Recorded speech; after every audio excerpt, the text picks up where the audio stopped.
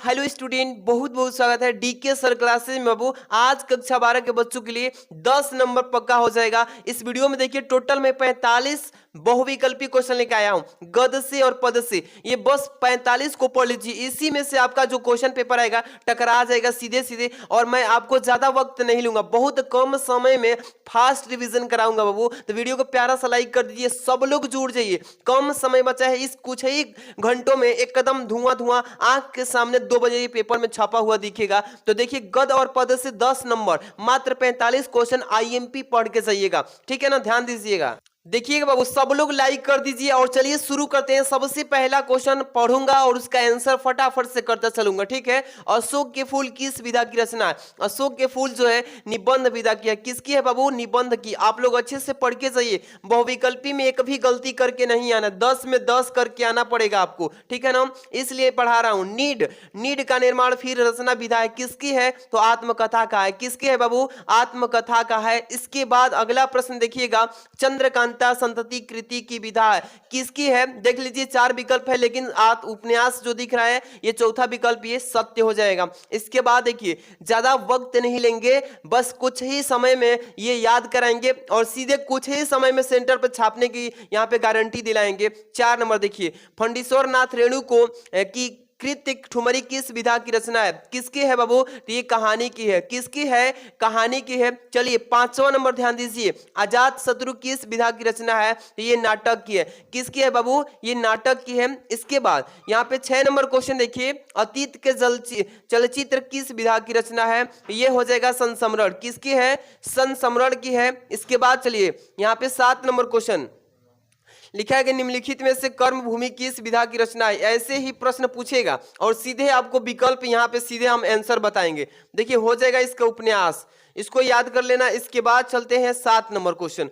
ये देखिए इसमें 45 क्वेश्चन बस अटेम्प्ट कराएंगे और 45 में सीधे आपको यहाँ पे 10 नंबर पक्का हो जाएगा। देखिए जैसे आरोहण प्रमुख स्वामी जी के साथ मेरा आध्यात्मिक सफर कृति के रचनाकार कौन है? देखिए इसका सही आंसर होगा एपीजे अब्दुल कलाम, जो कि इसको शॉर्ट नेम में बोलते हैं डॉक्टर एपीजे अब्दुल कलाम। इसके बाद अगला देखिए, इसमें बाण भट्ट की आत्मकथा किस विधा की रचना है? ऐसे ही पेपर में क्वेश्चन पूछेगा, इसका सटीक आंसर आपको बस याद होना चाहिए, क्या होगा? आत्मकथा। क्या होगा बाबू? आत्मकथा। इसके बाद चलिए 10 नंबर क्वेश्चन, ध्यान देना इसमें कि डॉक्टर हजारी प्रसाद द्विवेदी द्वारा लिखी साहित्य सहचर किस विधा की रचना है? साहित्य सहचर वाला जो है क्वेश्चन इस बार आना फिक्स है, एकदम बढ़िया से पढ़ लेना। क्या होगा इसका राइट आंसर? आलोचना। क्या होगा बाबू? आलोचना। इसको बढ़िया से एकदम दिमाग में छाप लेना है, एक एक क्वेश्चन को बढ़िया सटीकली तैयार करके जाना है। इसके बाद 11 नंबर पे आते हैं बाबू, निम्न में से डायरी किस विधा के लेखक हैं? चलिए बताइए फटाफट से, कौन सी डायरी के लेखक हैं? तो शमशेर बहादुर सिंह है। कौन बाबू? 11 नंबर का ग number option is the right option. 12 number question पे चलते हैं, विशद से विस्मोधम गद विधा है, किसकी है? तो नाटक का। किसका है बाबू? नाटक। आप लोग एक एक क्वेश्चन को सटीक तरीके से याद कर लीजिए, ये 45 क्वेश्चन जो है वेरी वेरी वायरल क्वेश्चन है। यहाँ पे देखिए 13 नंबर क्वेश्चन, हरिशंकर परसाई जैसे उनके दिन फिरे किस विधा की रचना है? तो ये कहानी से लिया गया है। किससे बाबू? ये कहानी से है। आज जो है जब 2 बजे सेंटर पे पहुंचेंगे तो इसमें से ज्यादा क्वेश्चन छपा हुआ मिलेगा, जो कि आपको मन जो है ना पूरा खुश हो जाएगा। चलिए यशपाल कृति सिन्हालोकन रचना की विधा है। देखिए इसमें जो ऑप्शन होगा कौन सा करेक्ट होगा? तो आत्मकथा। बढ़िया से पढ़ के जाना इसको, ठीक है। यहाँ पे देखिए 15 नंबर, पागल पथी किस विधा की रचना है बाबू? यहाँ पे देखिए गीत, यहाँ पे देखिए सॉरी गद गीत है, यहाँ पे जो ऑप्शन है गद गीत है। इसके बाद जो है 16 नंबर क्वेश्चन पे फटाफट से हम चलेंगे, आपका टाइम भी इन्वेस्ट नहीं करेंगे, फास्ट रिवीजन भी हो जाएगा और पेपर में क्वेश्चन आए तो आराम से कर लेना। दीप जले शंख बजे किस विधा की रचना है? तो दीप जले शंख बजे जो है आप लोग को याद है कि संस्मरण होगा। क्या होगा बाबू? संस्मरण। इसके बाद देखिए 17 नंबर, पैरों में पंख बांधकर कृत्य जो है किस विधा की है? तो सबको तैयारी है कि यात्रा वृत्त की है। किसकी है? यात्रा वृत्त। चलिए अगला प्रश्न ध्यान देना कि खड़ी बोली गद्य की प्रथम रचना है। खड़ी बोली जो है गद्य की प्रथम रचना किसकी है? चिदंबरा का। ये घ number option is the right option. इसके बाद 19 नंबर चलते हैं। भाषा योगावशिष्ट के लेखक कौन है? भाषा योगविशिष्ट के लेखक कौन है बाबू? सब लोग छाप दीजिए, इसका करेक्ट आंसर क्या होगा?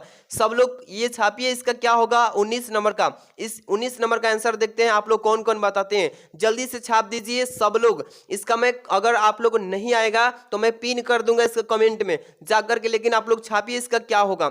सदल मिश्र की रचना, सदल मिश्र की रचना कौन सी है? सत्यामृत प्रवाह होगा या नासी पोते पोख्यान होगा? ये जो आप देख रहे हैं ख नंबर ऑप्शन यही सही है, क्योंकि नासी के तो पोख्यान जो है सदल मिश्र जी की रची गई रचना है। इसके बाद 21 नंबर देखिए, हिंदी की प्रथम पत्रिका उदंत मार्तंड जो है ये संपादक किए थे, किसने किया था? युगल किशोर शुक्ल जी। कौन है बाबू? युगल किशोर सिंह जी किए थे, शुक्ल जी किए थे। इसके बाद 22 नंबर लिखा है कि आनंद कादम्बनी पत्रिका का संपादक किसने किया था? तो प्रेमघन जी।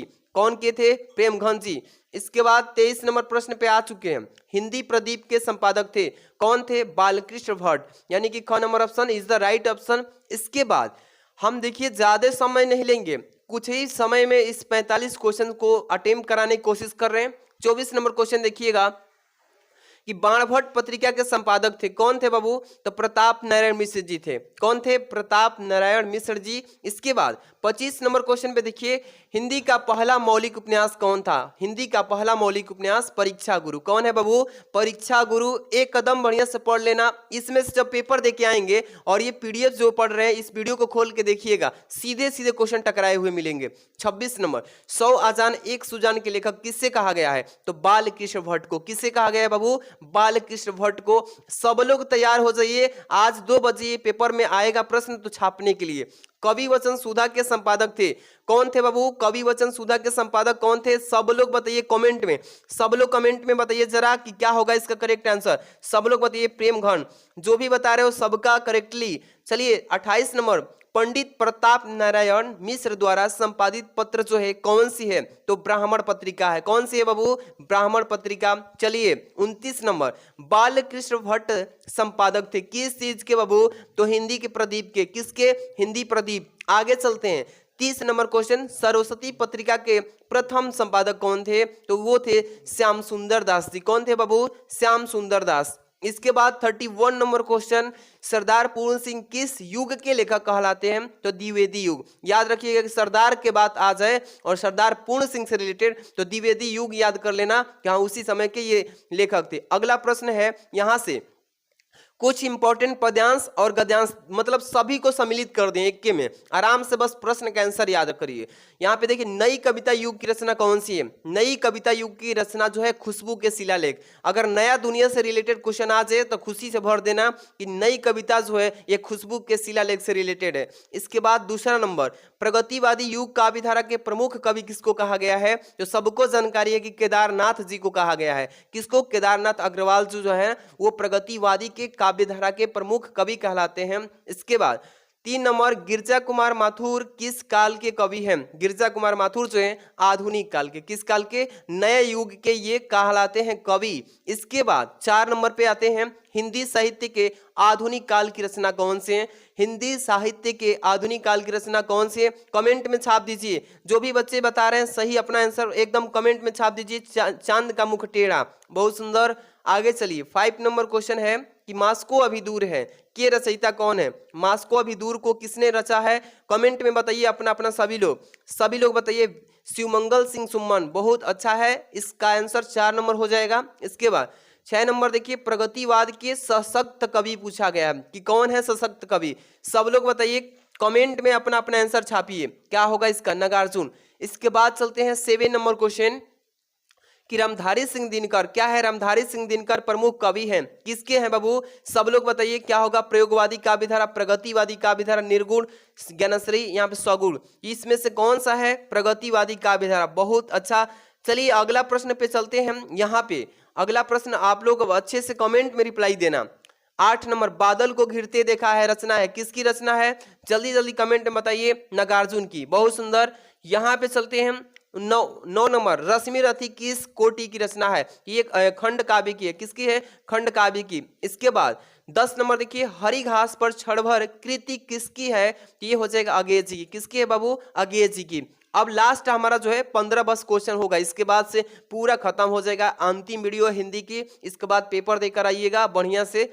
11 नंबर क्वेश्चन देखिए, कितनी नावों में कितनी बार काव्य कृति किसकी द्वारा लिखी गई है? सब लोग बताइए कमेंट में। तो ये अगेज जी की है। किसका है बाबू? अगेज जी के द्वारा लिखा गया कितनी नावों में कितनी बार काव्य कृति। इसके बाद 12 नंबर पे, आंगन के पार द्वार जो है किसने रचा था? तो ये अगेज जी ही रचे थे, ठीक है ना, इसकी रचना। अगला प्रश्न है 13 नंबर कि अगेज द्वारा संपादित सप्तकों की संख्या कितनी है? तो 4 है। सब लोग तैयार कर लेना, 4 है। इसके बाद 14 नंबर, तार सप्तक के संपादक हैं, कौन है? तो अगेज जी। देख लीजिए, अगेज जी ने बहुत अपना बड़ा योगदान दिया है, जो कि बहुविकल्पी के रूप में पढ़ने को मिल रहा है। 25 नंबर, दूसरा तार सप्तक के संपादक कौन है? चलिए, भवानी प्रसाद मिश्र जी। सभी टोटल जो मैंने है टोटल 45 क्वेश्चन बताया है इस वीडियो में, 45 क्वेश्चन। बढ़िया से पढ़ के जाइए, वीडियो को रिवीजन कर लीजिए। जो बच्चे वीडियो को लाइक नहीं, लाइक करके चैनल पर नए तो सब्सक्राइब कर लीजिए, क्योंकि इसके बाद ही बायो का, मैथ का प्रिपरेशन कराया जाएगा। इसके बाद इंग्लिश 2 मार्च को। सब लोग जुड़ जाइए फटाफट से, वीडियो को लाइक शेयर कर दीजिए। Thanks for watching.